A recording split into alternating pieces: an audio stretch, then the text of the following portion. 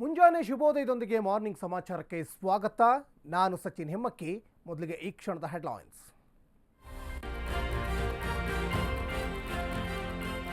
ಇಂಧನ ಪೂರೈಕೆ ಸ್ಥಗಿತದಿಂದಲೇ ವಿಮಾನ ಪತನ, ಫ್ಯೂಯಲ್ ಕಂಟ್ರೋಲ್ ಸ್ವಿಚ್ ಆಫ್ ಆಗಿದ್ರಿಂದಲೇ ದುರಂತ, ಪೈಲಟ್ಗಳ ಗೊಂದಲದಿಂದಲೇ ನಡೀತಾ ಅವಘಡ.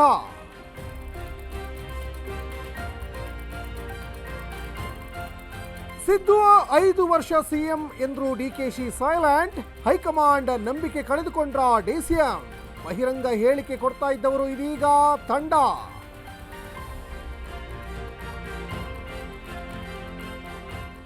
ಎಲ್ಕೆಜಿಯಿಂದ ಪಿಯುಸಿವರೆಗೆ ಉಚಿತ ಸಾರಿಗೆ ಸೌಲಭ್ಯ, ಸರ್ಕಾರಿ ಶಾಲಾ ಮಕ್ಕಳ ಹಾಜರಾತಿ ಹೆಚ್ಚಿಸಲು ಕ್ರಮ, ಮುಂದಿನ ಕ್ಯಾಬಿನೆಟ್ನಲ್ಲಿ ಅಧಿಕೃತ ಘೋಷಣೆ ಸಾಧ್ಯತೆ.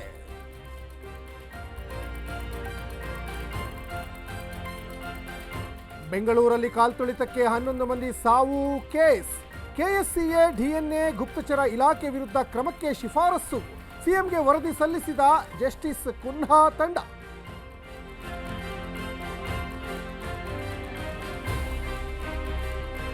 ಸಾಕು ನಾಯಿಯನ್ನ ಮಚ್ಚಿನಿಂದ ಕೊಚ್ಚಿ ಕೊಲೆಗೆ ಯತ್ನ, ದೇವನಹಳ್ಳಿಯ ಕೆಂಪನಹಳ್ಳಿ ಗ್ರಾಮದಲ್ಲಿ ಘಟನೆ, ಶ್ವಾನದ ಮೇಲೆ ದಾಳಿ ಮಾಡಿ ಮೋಹನ್ ಎಂಬಾತ ಎಸ್ಕೇಪ್.